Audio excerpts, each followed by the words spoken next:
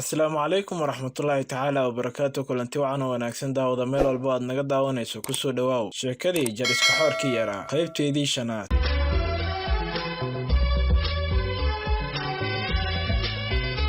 qaybta afaraad sheekada waxay inoo joogtay intaasi waa oraahda kalgacayl ee isku salaamaan iskiimowga.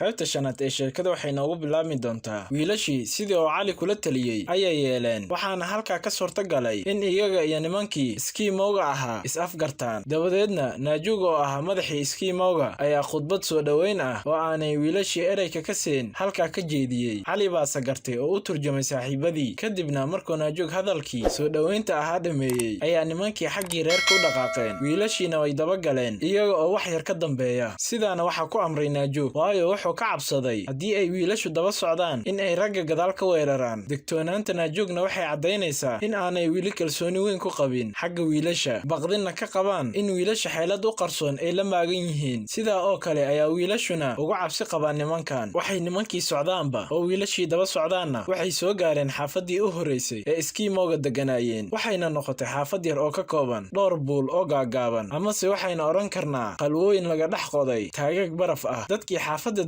oo markaa iyagu maqlay imaatinka colka martida ah ayaa isku soo baxay yar iyo weyn, haween iyo carruurba, kana hor yimid martidan yaryar.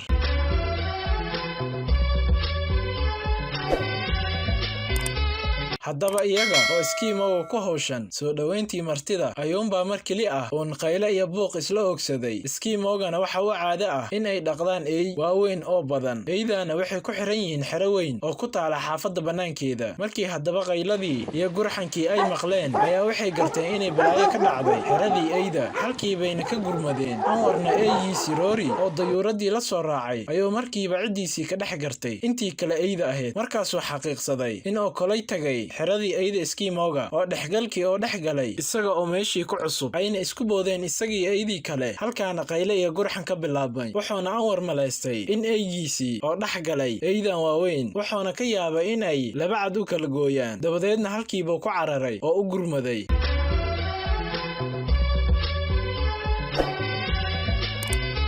derbiga xerada eyduna sidaa uma dheereen oo anwar markiiba wuxuu arkay eygiisi oo dagaal ba'an kula jira eydii kale, haatanna kuba dhow in dhulka la dhigto. markaasuu intuu adkaysan waayey aragtida foosha xun ayuu kor ugu booday deerkii oo dusha ugu baxay. wuxuuna arkay eygiisii oo 6 ey hareeraysay. si alaale si iskaga ceshana garanla, anwar wuxuu markiiba gartay in haddii oo wax yar oo dambe sugo eydaani la kala tegi doonaan eygiisa yar. dabadeedna intuu deerkii ka booday ayuu eydii ku dhex dhacay, lugtana soo qabsaday eygiisii oo deerka ka soo tuuray. isla mar ahaantiina isiri adna bood oo ka baxs balaayadan xunsan. eydii baashow inankii anwar asagana weeraray. geedkii weerarka uu ku soo booday anwar ayaa isagana iska celin waayey oo markiiba intuu barafkii ku siibtay jirjir cad u dhacay. eydii iyagoo caro iyo aargoosad la qaylinaya, iyaga oo micida iyo ciddida u raacinaya, waxayna dhigteen halkii oo ka nabadgeliyey eygiisii.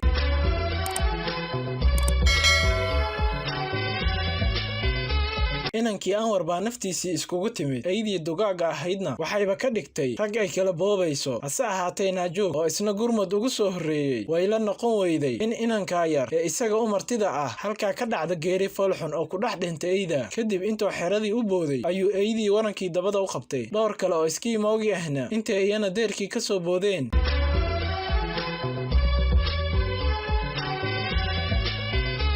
intaas waxay noogu dhammaatay qaybtii shanaad ee sheekadii jariska xoorkii yaraa.